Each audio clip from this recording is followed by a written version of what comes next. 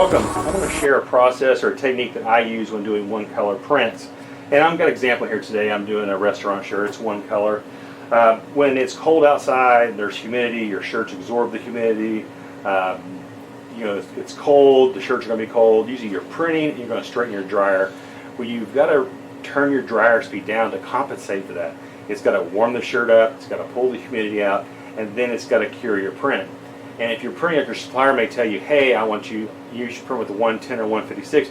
You're putting a heavy deposit down, so you're using a lot of ink, and your client's getting a print that's, it's a thicker print, and then what's 100 degrees outside, that's a thick print to wear. I want to show you a technique. This is going to keep your print light. It's going to keep it looking new, and it's just going to be an overall good process. It's going to speed up your production. It's going to keep, it's going to be efficient. So normally when you print, that's what you print. And then you go straight in your dryer. Well, I don't do that. Let me cure this real quick. And I do this a lot. You've got schools that take their shirts and turn them into blankets and pillows, and this print is going to hold up very, very well for that. And it's going to look new the whole time. So the process is, you're going to do the same thing. Here's your print. It's a high mesh, it's a light print. I'm going to flash it. And why it's under the flasher, what it's doing, it's warming the shirt up, it's pulling out humidity. So in time I'm loading the shirt, printing the shirt, and rotating and taking off and doing it, it sits under that flash dryer.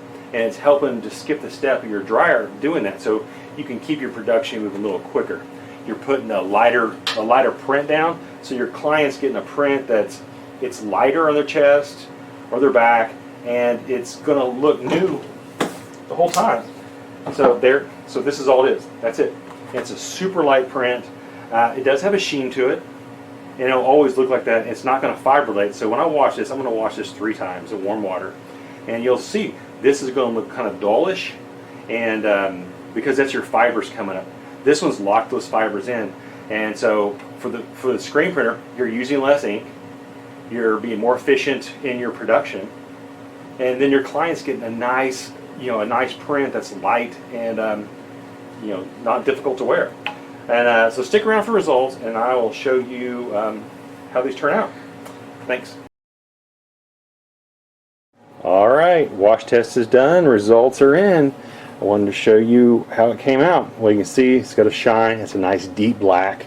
This is kind of dull. You can kind of see the fibers are picking up. That's what makes it look dull, is your fibrillation is coming out in that. So that's one to show you that. But I also did one with heavier ink. Let's just say you're just doing one color. I got a 195, I want to put it down. It's more ink, and it is darker than the other one because it's got more ink down, but it's still got a dull factor. It is duller than this. It's got a shine to it, and over time that's going to get duller.